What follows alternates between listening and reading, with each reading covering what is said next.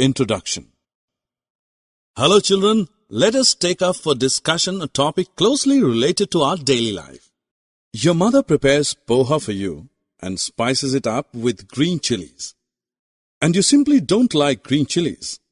What will you do? Obviously, you will carefully pick out every piece of chili before popping some poha into your mouth.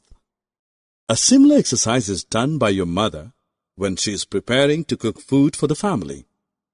You must have noticed her separating stones and other unwanted particles from rice, wheat, and pulses before cooking them. Though some impurities and undesirable particles can be removed by hand picking, it may not always be the case.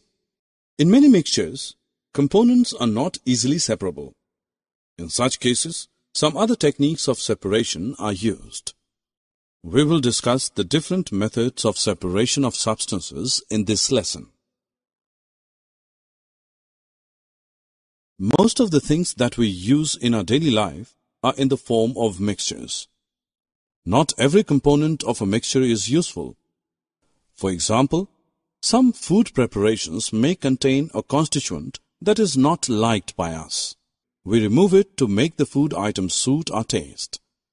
So, one reason for separation is removal of undesirable components. Similarly, we find stones, mites, etc. in rice, wheat, pulses, etc. We remove them before cooking because they are harmful to our body. So, the second reason for separation is removal of harmful components. When we churn milk, curd, we get two different but extremely useful products, butter and buttermilk. Thus, the third reason for separating the components of a mixture is to obtain pure and useful components. You sure would have some idea about the methods of separation. In fact, you would have used some of these methods in your day-to-day life. Let us list some methods commonly used to separate the components of a mixture. Hand picking, churning, threshing, winnowing, sieving. The basis for choosing a method of separation depends upon the physical properties of components. How does your mother separate small pieces of stones and other impurities from wheat, rice, and pulses? Yes, simply by picking them up by hand, one by one. The method of hand picking can be used for separating impurities that are easily visible to the naked eye and are present in small quantity in the form of dirt, husk, and stone. This is butter. Do you know how butter is made? When milk is stirred vigorously in a churn, butter is obtained. What liquid left behind is the tasty, nutritive buttermilk that is relished by many as a refreshing summer drink. Do you see that two useful components emerge from a mixture when this method of separation is employed? You must have seen bundles of wheat or paddy stalks lying in fields after harvest. Have you pondered how a farmer separates the grains from these stalks? Once the wheat or paddy crop is harvested, the farmer ties the stalks together to form bundles. He then leaves the bundles to dry in the sun. Once the stalks are completely dried, the farmer beats them against a hard floor to free the grains. This process of separating grains from stalks is known as threshing. Bullocks, oxen, and machines known as threshers are also used for this purpose.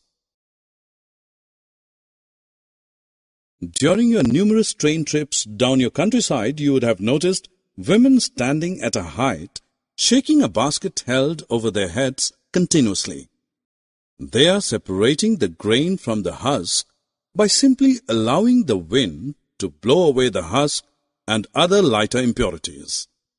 The heavier grain falls down on the ground in a heap. This process of separating impurities from the grain by allowing a current of air to blow away the lighter impurities is known as winnowing.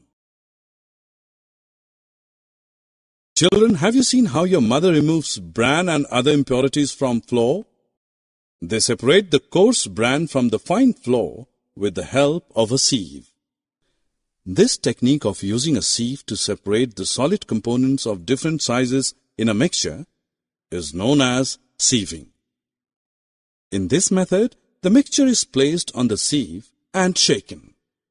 The smaller particles pass through the holes of the sieve to the container placed below and are thus separated from the bigger particles that are retained in the sieve.